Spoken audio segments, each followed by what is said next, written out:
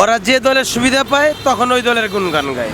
আজকে বিএনপি ভালো, কালকে আওয়ামী লীগ ভালো, কালকে জামাত ভালো, এইটাই। উনি যে আজকে যে বিএনপির সাথে যুক্ত থাকতেন বা বিএনপির সাথে থাকতেন তাহলে তো উনি এই কথা বলতেন না। কোনে ওলি যে বলছে যে বিএনপির এখানে কোনো ভূমিকা ছিল না, এটা ভুল, একদম ভুল। যে বিএনপি ওই সময় আন্দোলনের শুরু থেকে ছিল না, শেষের দিকে এসে ইনভলভ হয়েছে।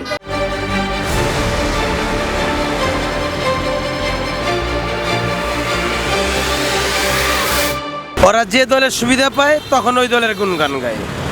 আজকে বিএনপি ভালো, কালকে আওয়ামী লীগ ভালো, কালকে জামাত ভালো, এইটাই। দেশপ্রেমিক এই দেশে একটা শালারও নেই, কোনো রাজনীতিবিদের নেই। আগে ছিল প্রেসিডেন্ট জিয়াউর রহমান সাহেব যখন ছিল তখন ছিল এই দেশের জন্য বিএনপি যা কিছু করার করছে, আর অন্য সব সুবিধাবাদী দল। এটা তার হইলো একটা, এখন অন্য জায়গাতে সুবিধা পাচ্ছে, সে কিছু করার নেই। এটা তো সুবিধাবাদী দল। যত এই বামপন্থী দল দেখেন, এটা হলো সুবিধাবাদী দল ভাই। এগুলি সবসময় চায় বিরোধী দলে থাইকা লিকচারবাজি চাওয়াবাজি করে খালি মাল ইনকাম করবো। দেশপ্রেমিক দেখান। বিএনপির কোনো ভূমিকা নাই এইখানে। এমসি ছেলে পেলে, তারপর ছাত্র ভার্সিটির ছেলে পেলে, ছেলে মেয়েরা, তার গার্জিয়ান, এরা সবাই নামছে। বিএনপির কোনো ভূমিকা এখানে নাই, 100%। এটা সত্যি ব্যাপার। উনি যে আজকে যে বিএনপির সাথে যুক্ত থাকতেন বা বিএনপির সাথে থাকতেন তাহলে তো উনি এই কথা বলতেন না।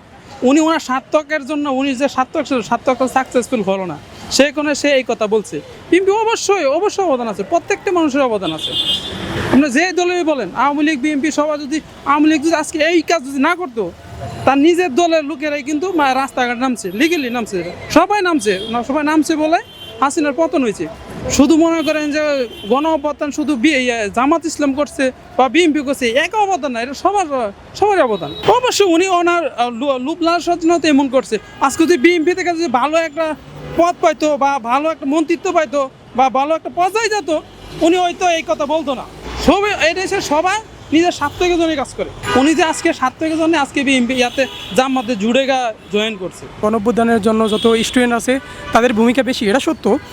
যারা এনসিপি আছে, এনসিপি বলা যায়, তাদের ভূমিকা অবশ্যই বেশি আছে। কিন্তু তারপর বিএনপিরও এখানে হাত আছে এবং সকল রাজনৈতিক ব্যক্তি যারা আছে সবারই, আওয়ামী লীগ বাদে এবং যত অঙ্গ সংগঠন বাংলাদেশে আছে সবারই এখানে ভূমিকা আছে মোটামুটি, আমি মনে করি। আর অলি আহমদ তিনি কেন বলছে আমি জানি না। আগে তো তিনি বিএনপিতে ছিল, তখন বিএনপি ভালো ছিল।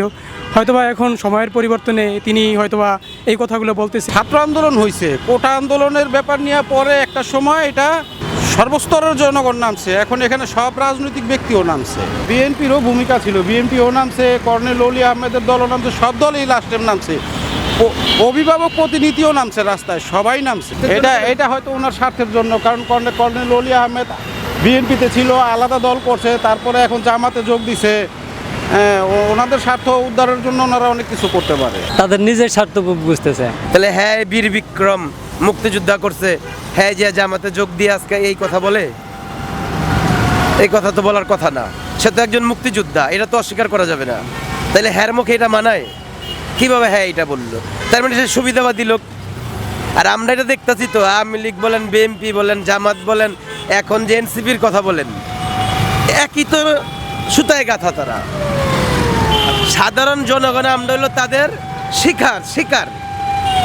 পাখি যেভাবে শিকার করে বন্দুকের নালার টাক করে রাখে, এরকম সাধারণ জনগণের টাক করে রাখছে। যে বিএনপি ওই সময় আন্দোলনের শুরু থেকে ছিল না, শেষের দিকে এসে ইনভলভ হয়েছে। সম্ভবত ছাত্ররাও এটাই বলছিল যে বিএনপি আমাদের সাথে ছিল না শুরু থেকে।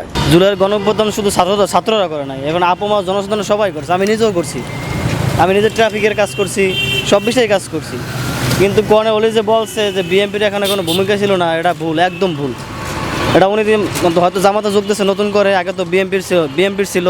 আর হয়তো কোনো স্বার্থ অনুযায়ী আপনি হয়তো এই কথা বলেছেন, নাহলে তো উনি এইসব ধরনের কথাবার্তা বলার লোক না। আমি যতটুকু মনে করি, যতটুকু ওনার সম্পর্কে জানি আমি। যতক্ষণ আপনার স্বার্থে না আসে ততক্ষণ এ ভালো ও ভালো, যতক্ষণ নিজের স্বার্থে আসে ওকে, তাহলে আগে কি পরিচয় ছিল ওইটা ওদের কাছে ম্যাটার করে না। উনি তো মুক্তিযোদ্ধা ছিলেন, জিয়াউর রহমানের সাথে রাজনীতি করছে, এটা কে না জানেন।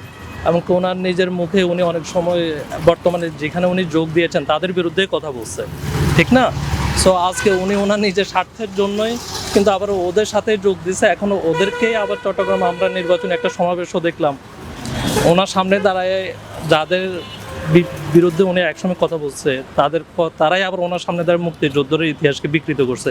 সো এটা তো বোঝাই যায় না, উনি তো নির্বাচনে নিশ্চয়ই ওনার ছেলে দাঁড়াইছিল, সো এখানে তো বিপুল ভোট পরাজিত হয়েছে, এটা সবাই জানে। সো ওনার এলাকার মানুষের, দেশটা তো পরে আসবে, আগে তো উনি নিজের এলাকাতেই তো এটার জবাবটা পেয়ে গেছে।